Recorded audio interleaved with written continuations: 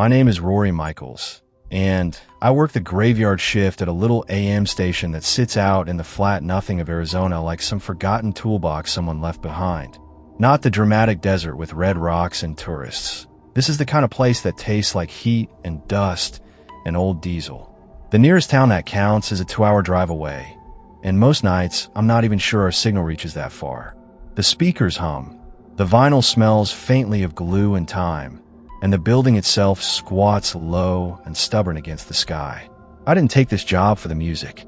Most of what we play is the same tired soft rock and AM gold that your uncle plays on repeat. Songs that sound like old family dinners and bad decisions.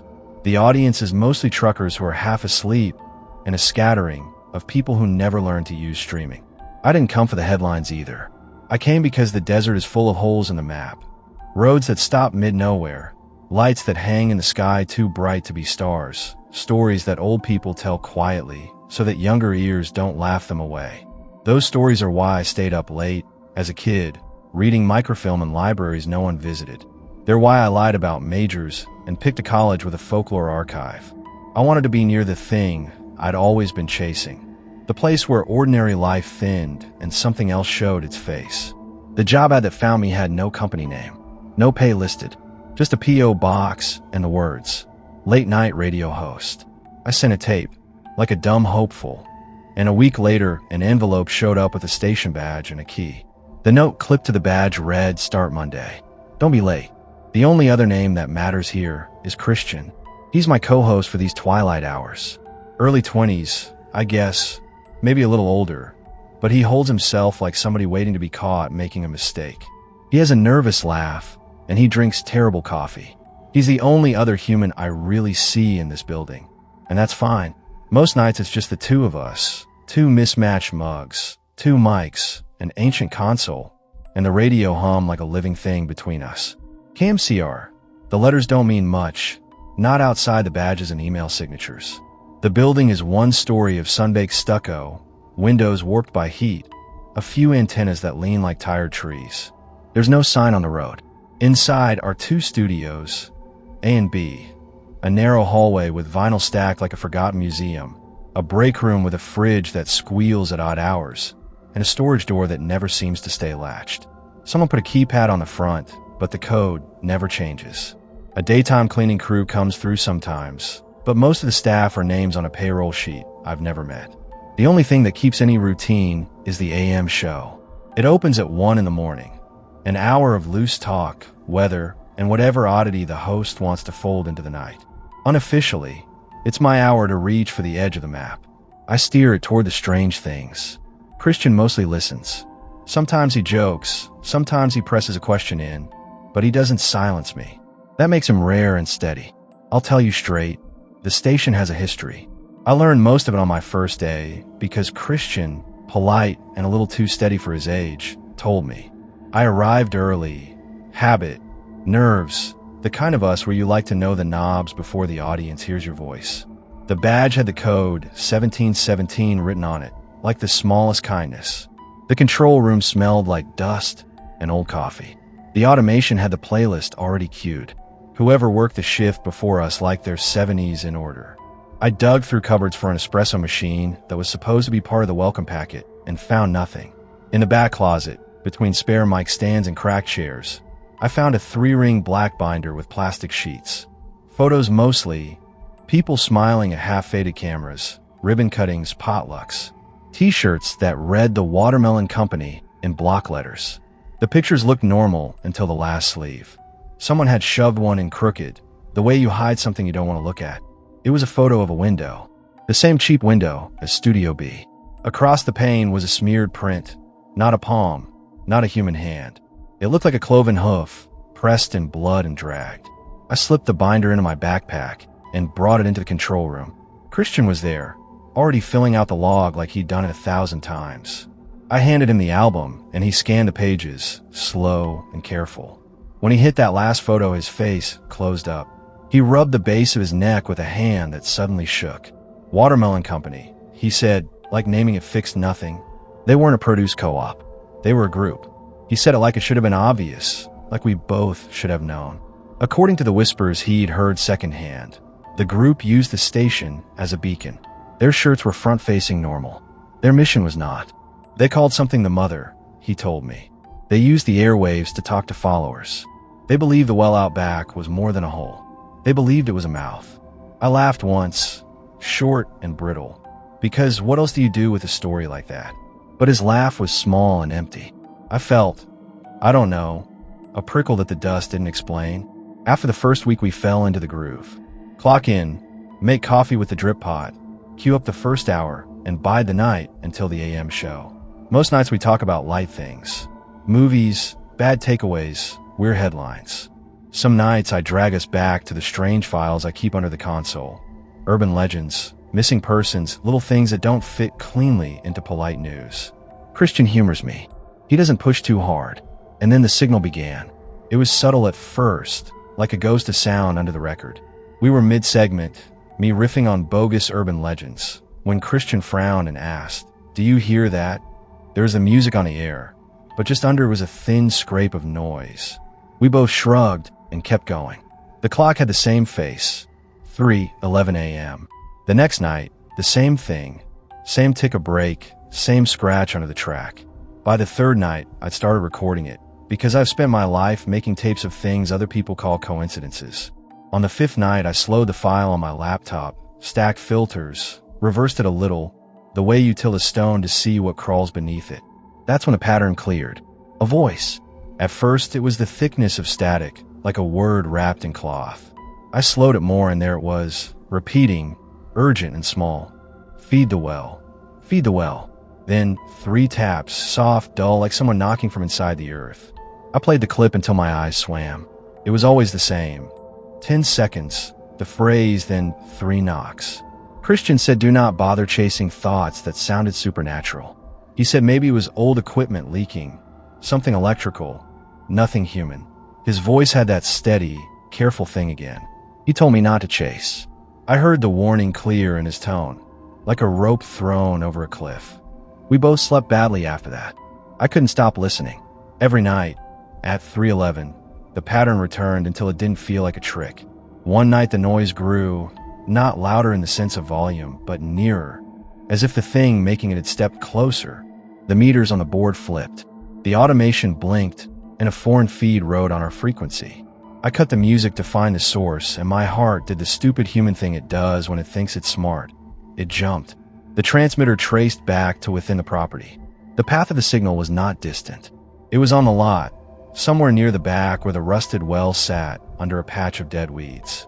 Christian stood frozen at the window, and I watched the sigh leave his body like a thing that realized it had been holding its breath for a long time. "Don't go poking," he said.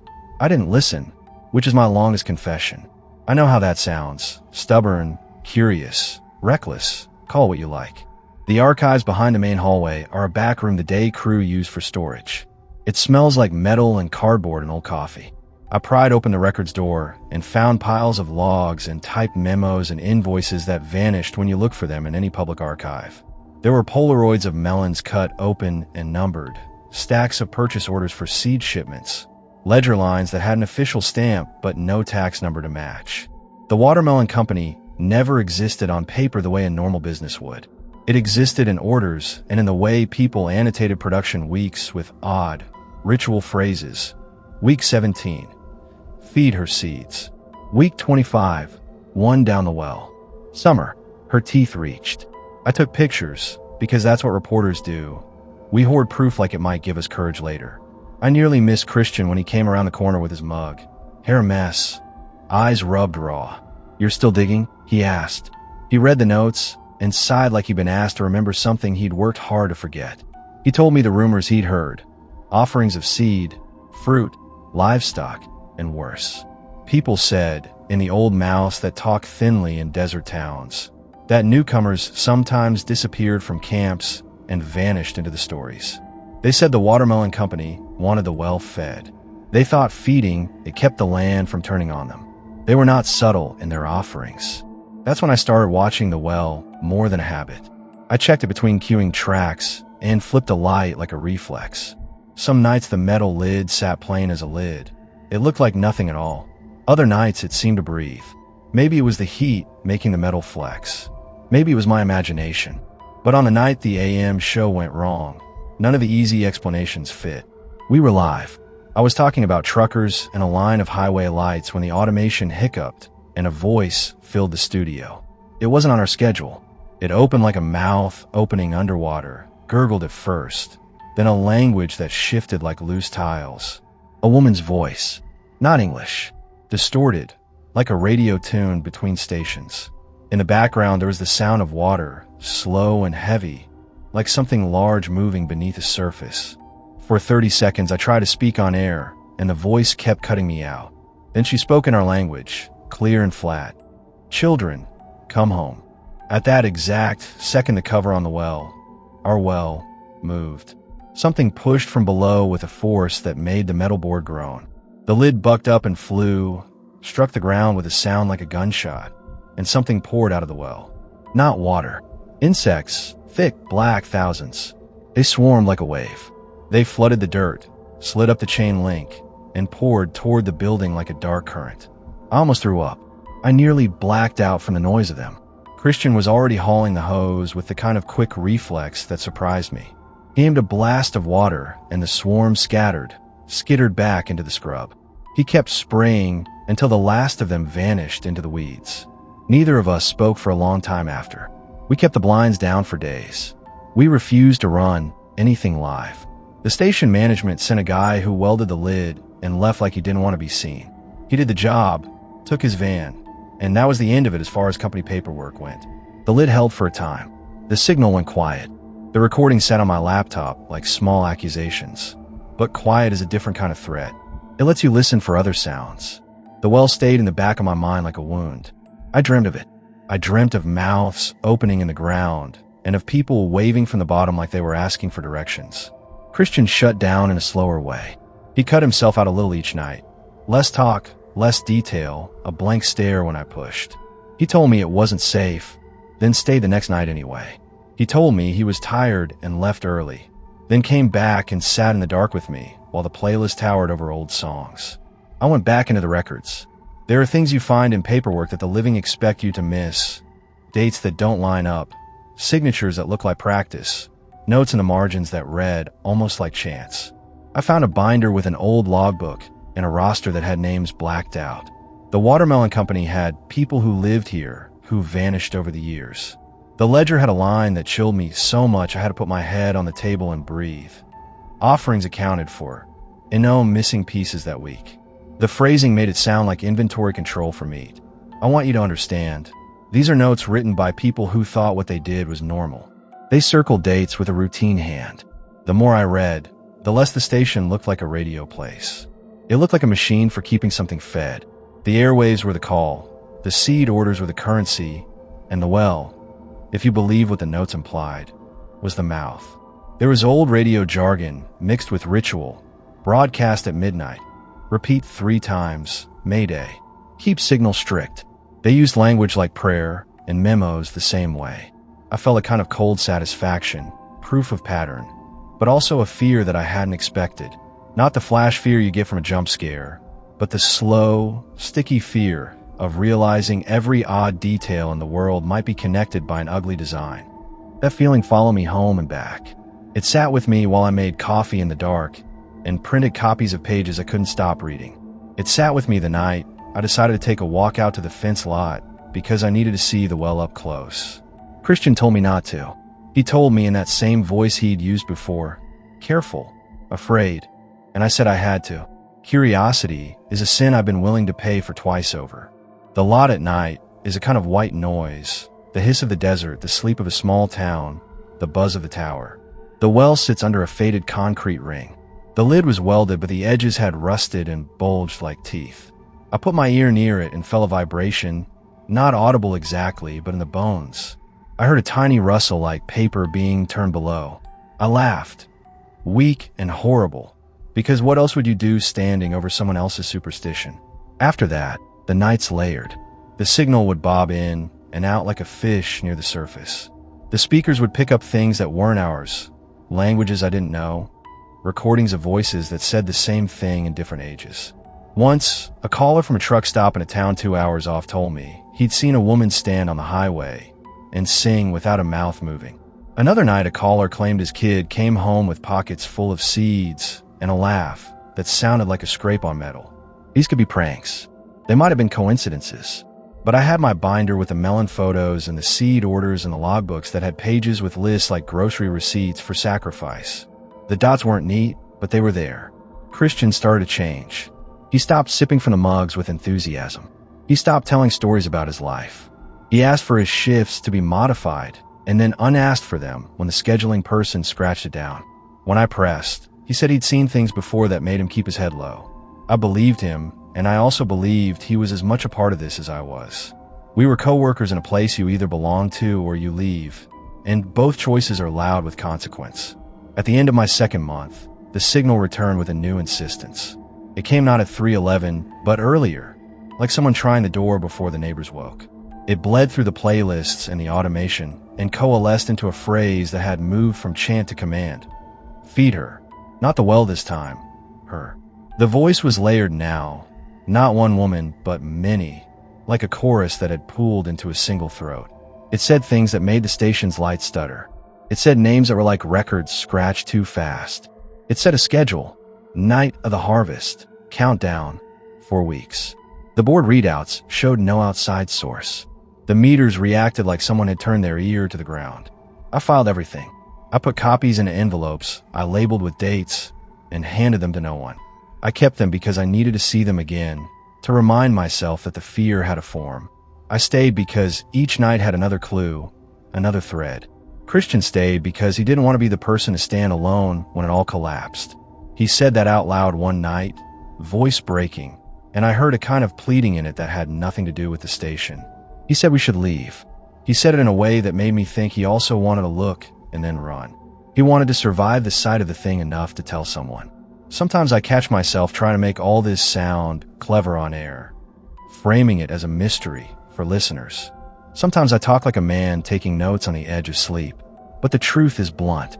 The station is not ordinary. The past here is hungry. The things that people built to make sense of the world, companies, memos, broadcast schedules, were used here to hold a place open for something else. Whether that something is old, or a person, or a metaphor for the way towns swallow their newcomers, I can't say. I only know what's on the tapes and in the binders, and how the well moves at the sound of a voice that used to be contained in paper and circuitry. I'm writing this on the edge of another night shift, and I feel that old itch of wanting to know what happens next. I feel the radio against my chest like a second skin. Christian is in the room now, poking at the log like it's a wound that needs picking. He looks older than he did when I met him. The playlist rolls on like an old engine. Outside, the desert breathes. The well sits quiet, welded and angry in the dark. But I can hear in my head the sound the signal makes when it finds a path. Feed the well. Feed her. Children come home. There are nights when I think leaving would be merciful. There are nights when I think staying may be necessary. Because the other truth, the why that tethers me here, is that the station is a place where voices return. It's a place where the map folds and shows a seam. If you spend enough hours near a seam, sometimes the seam answers. I picked up where I left off without thinking. That's how it always goes with me. I tuck the edges of fear onto the same habit that kept me listening to late-night radio as a kid. Christian sat across from me that first night after the weld, hollow-eyed and moving like he'd been practicing being a ghost. He kept his mug, but he never took a proper drink from it anymore. He'd run his thumb along the rim, like the motion ground something down inside him. The signal came back on the third week after the lid was welded. Not just the tinny whisper that used to slip beneath the playlist, but a full voice that threaded itself into our board and spread like ink into water. It started as a single file, a handful of late-night listeners calling from truck stops, from highway diners, from houses 2 hours from the tower. They all said the same thing, with tiny differences. A woman sang without moving her lips on a lonely stretch of road. A kid brought home a fistful of seeds and a grin that didn't belong to him. A mechanic in town said the AM in his garage radio played a lullaby in a voice he knew his grandmother used to hum. The thing learned names. When I loaded the newest recording into my audio suite, I slowed it down and ran it through a spectral analyzer because that's the only way I know how to be brave. by putting technology between me and the thing I fear. The waveform didn't behave like a human voice. It had harmonics like a bell struck underwater, but threaded through the waves were syllables that made sense. It said, over and over, like a machine repeating a service, bring them. Keep them fed. Keep the mouth soft. The analyzer highlighted patterns. Numbers, almost like a rhythm for a clock. 4 weeks, countdown. Christian didn't want to believe it, but his face told me he did. When I pressed him, he gave me rules. Small, stupid, precise rules like a list someone gives you before you go spelunking in a cave. If it speaks your name, don't answer, he said. If the board acts up, cut the feed right away and run the logs. If you ever see anything at the fence, don't go out alone. If you hear children, lock the doors. He said it like he was reading a checklist that might save us. He said things in that clipped voice, and I could see his hands shaking though he tried to pretend they were steady. Don't feed it, he added. And the way he said it made me understand there are some warnings you can't unhear. We started to keep logs like a church keeps a book of penance. Every shift I wrote down times, temperatures, the exact phrasing of any odd broadcast, the meter readings. I made a little ritual out of it. 3 taps on the desk before I started. The way sailors used knots to count days. The log helped put order in the chaos, gave the creeping nights the illusion of a map. I'm telling you this because that's the worst part of what comes next. The way ordinary things become instructions in a manual designed to keep you safe, and the way those instructions begin to look like prayers.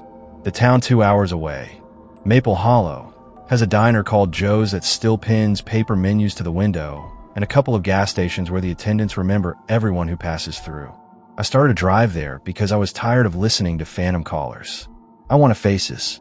I wanted someone else to say the thing in the same way I heard it, so it wouldn't sound like my own mind making up a chorus.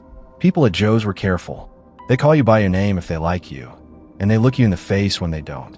The mechanic who said his radio hummed a lullaby ran his hands over a thermos and said, "We all got seeds this season. Left on porches, tucked in mail slots. Kids with pockets of them." Gave me the creeps. He tapped the counter like the motion might push something unwanted away. And there's this. He slid a folded napkin across the formica. Inside were seeds, small, flat, dark like melon seed, but not quite. They had a film on them like they'd been handled by hands that weren't careful. "You from CamCR?" he asked. I lied and said I was freelance, and the truth felt ashamed in my mouth. The deeper I dug, the more the wiring showed. The seed orders, when I compared serial numbers to old invoices, traced back to companies that didn't keep records the way normal vendors did. Someone in the old logs had used the station's mail drop to accept packages. The watermelon company appeared in 100 corners of the paperwork like a watermark you only see when you lift a page to the light. There were entries that read like staff notes, and others that looked like confessions squeezed into margins. Did as told. Placed offering at midnight. No one missed a child. She answered when we fed her twice in a week. People scribbled details like this, and then the handwriting stopped.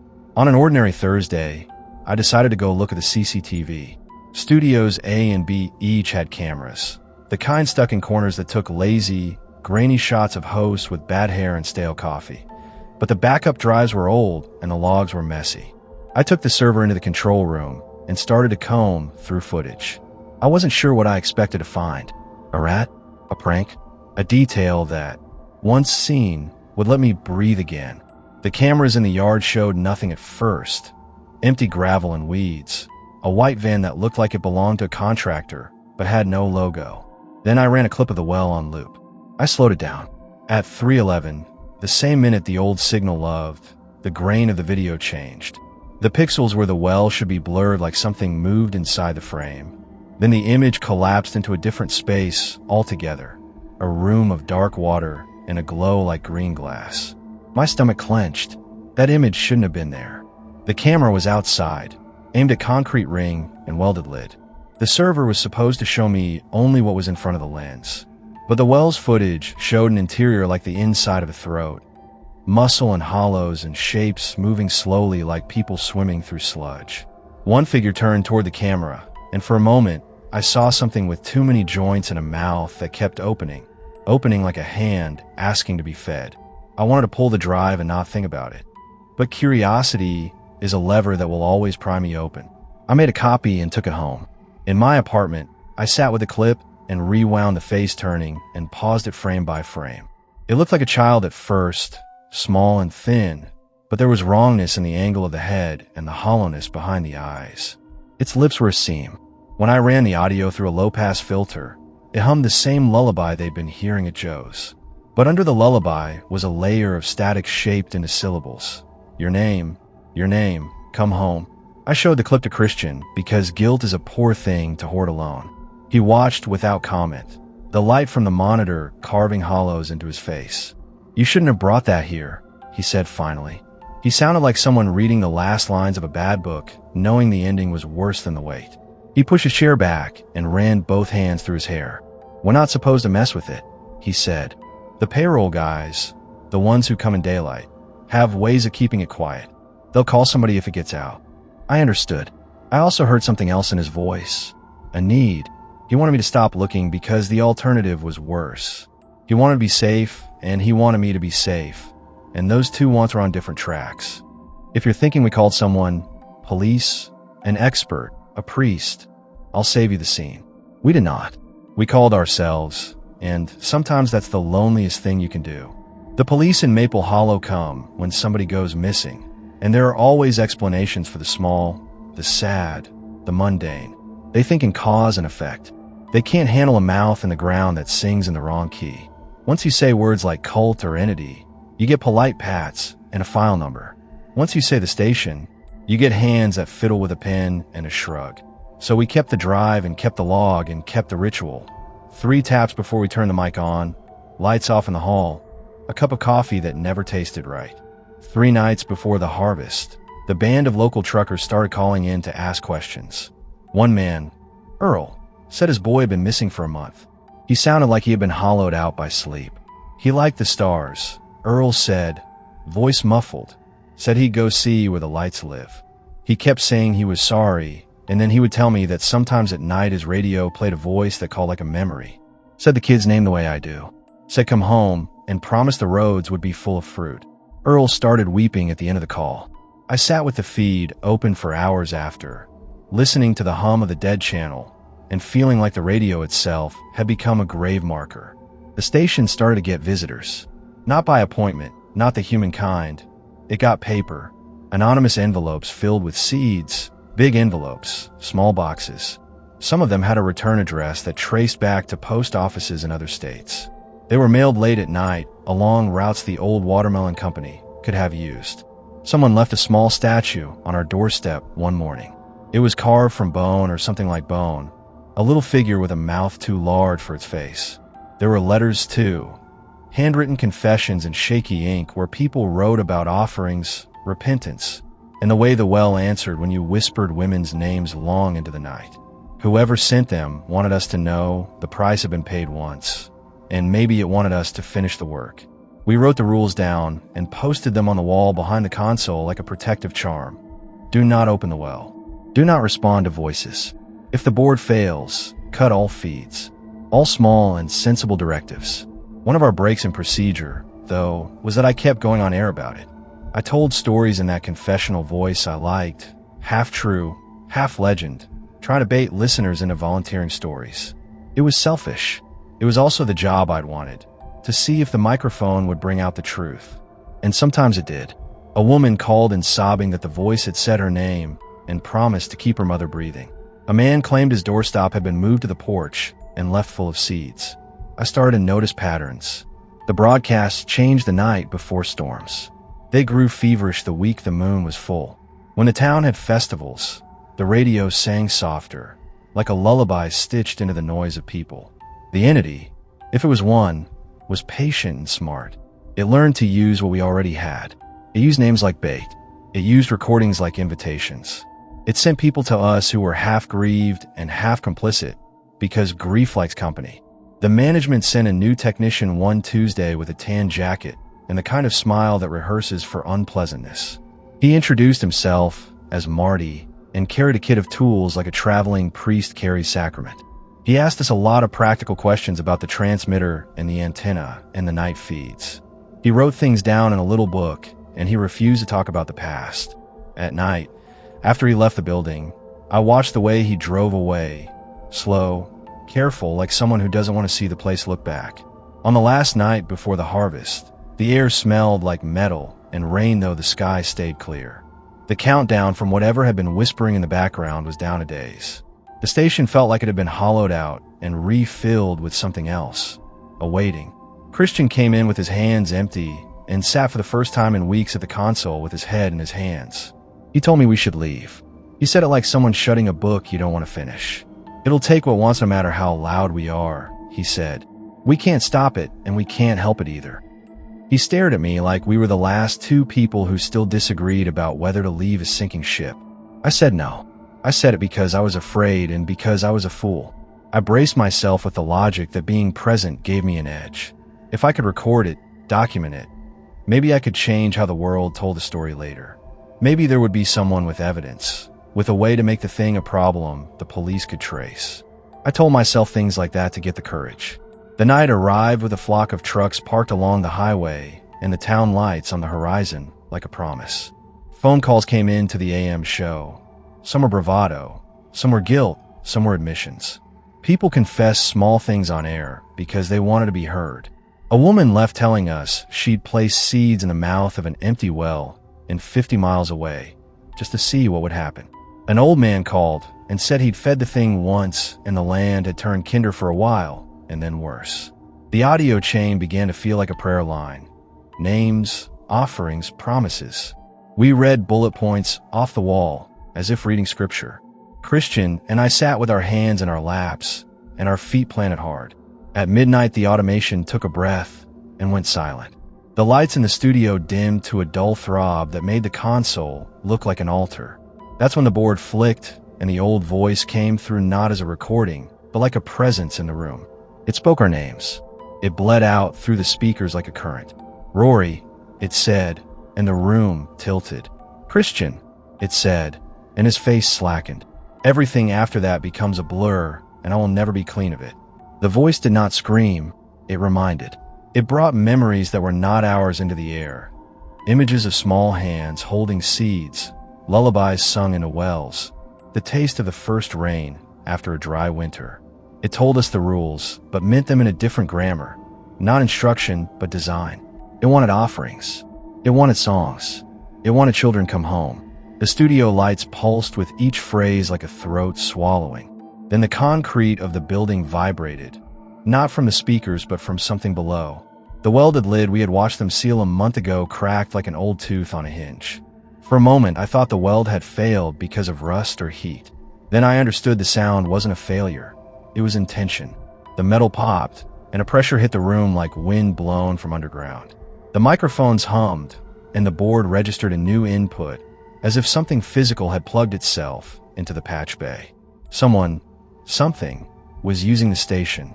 It had learned to feed itself through our wires.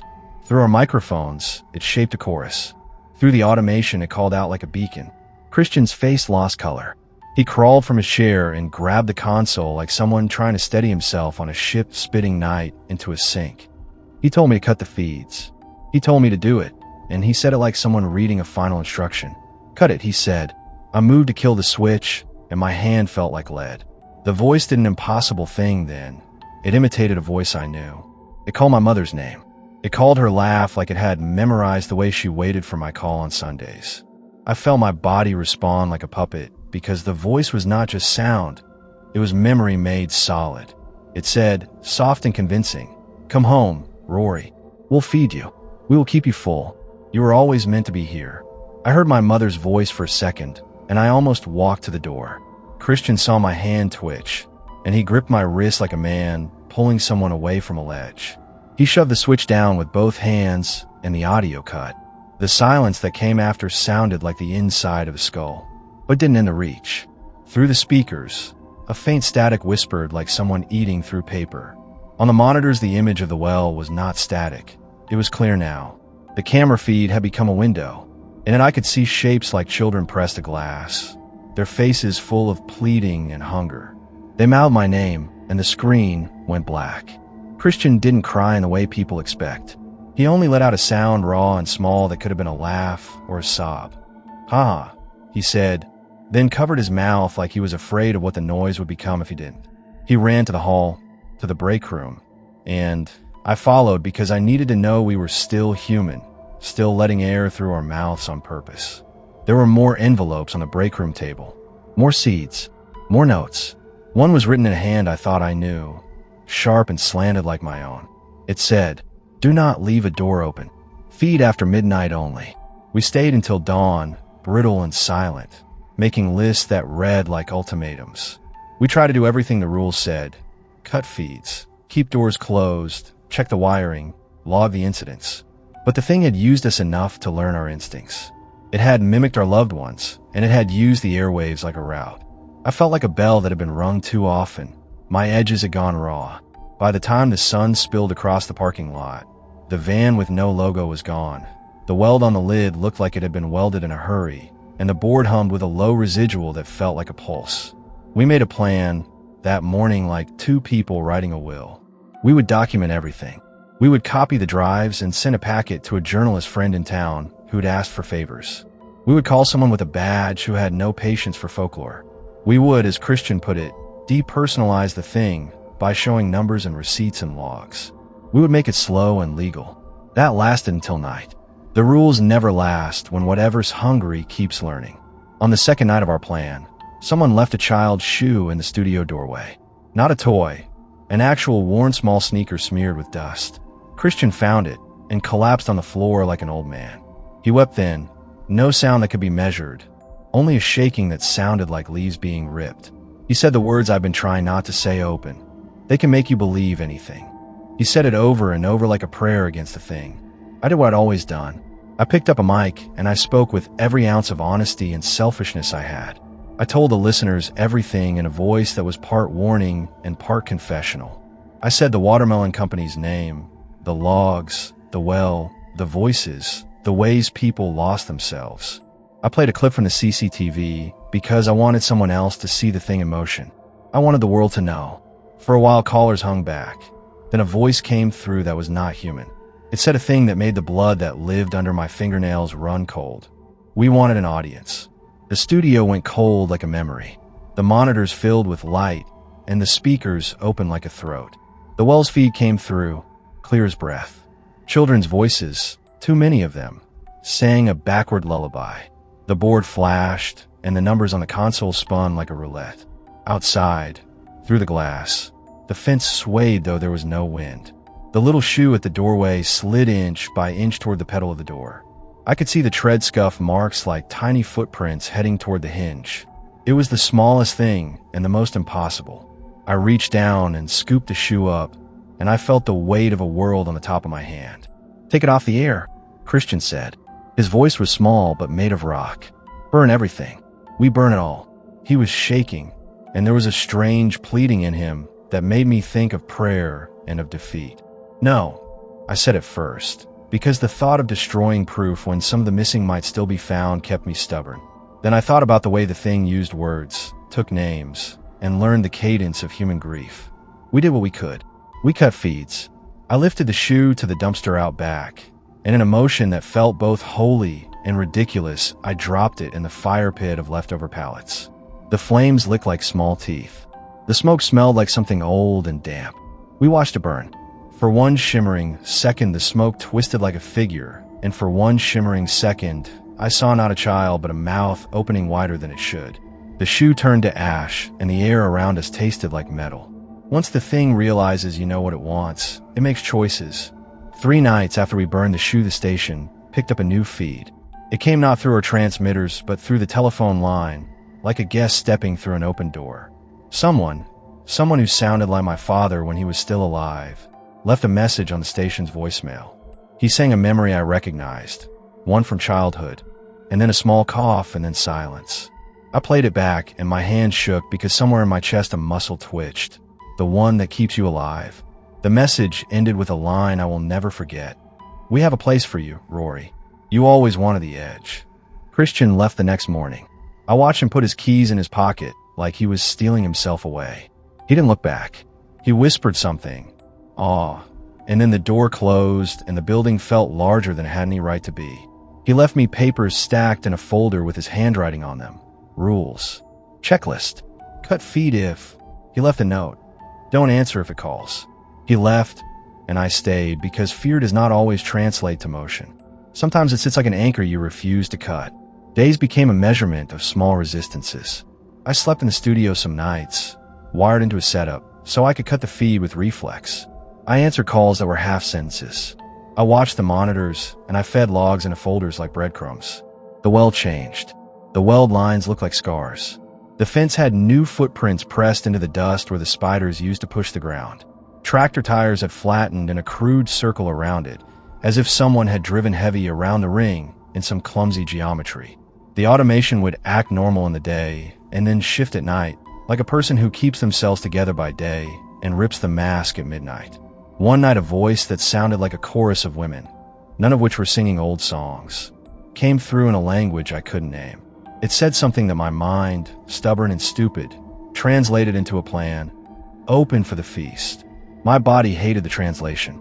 My brain told me we were on a timer, and that the feast would come whether we were ready or not.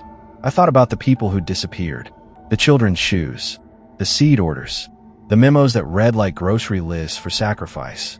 I thought about my father's voicemail, and how the thing learned how to make me listen. So I did the worst and the bravest thing I could think of. I kept the mic open. I told the listeners everything in a voice that tried to be calm. I said the names I'd seen on the old logs because the thing liked names, and because I wanted to see whether naming them would change anything. At 2 a.m, a call came through. Not a caller, but a channel of sound that moved through the speaker as if it were an animal sliding down a chute. The microphones picked it up like a hand feeling along the keys. It told me this, that the well was not only a thing that ate, but a place that remembered. That every song sung into a well taught the well a new tongue. That they had fed it music and seeds and people until it learned to sing back. It said, in a voice that felt like the inside of the throat, "We will open at dawn." Dawn is a useless god when something is counting down. I sat on the floor of Studio A, and I watched the light fold. The air smelled like ozone, and the machine at the tower hummed with a rhythm that matched the voice. The feed cut, auto-silenced, as if someone had tired of the waiting and decided to close its eyes, and then reopen them as the sky changed color. The welded lid of the well looked normal at first glance, but the seam had a small shadow, a hairline fracture like a smile.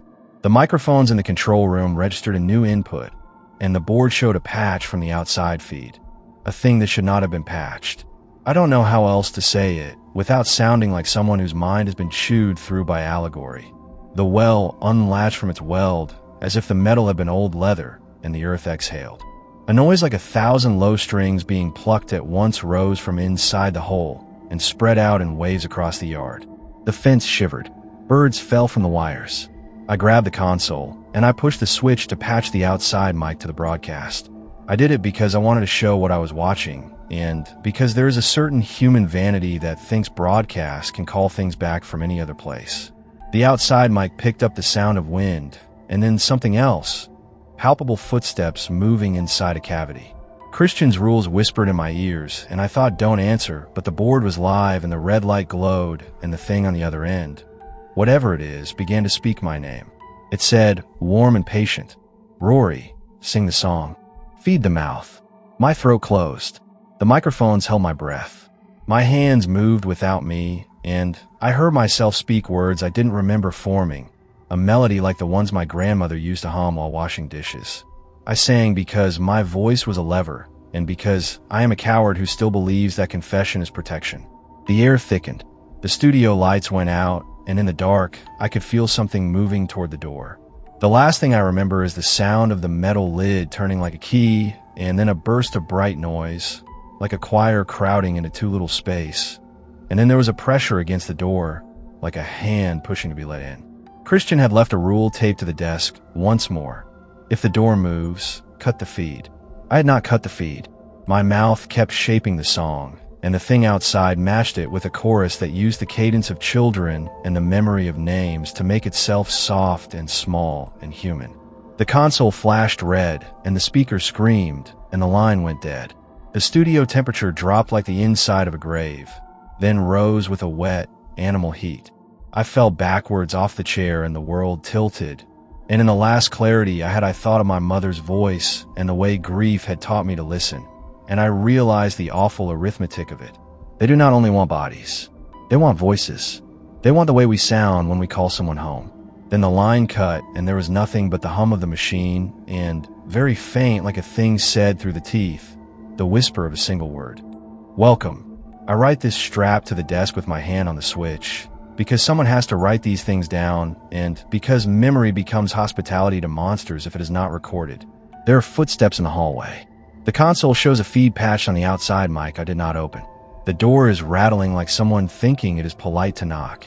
I can hear children singing somewhere that could be under the floor or in the pipes. The rules in my own handwriting are taped to the board. I can see them. I keep thinking about Christian's note.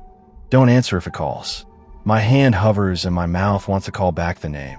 It wants to call it like the voice called my mother's laugh back into the room.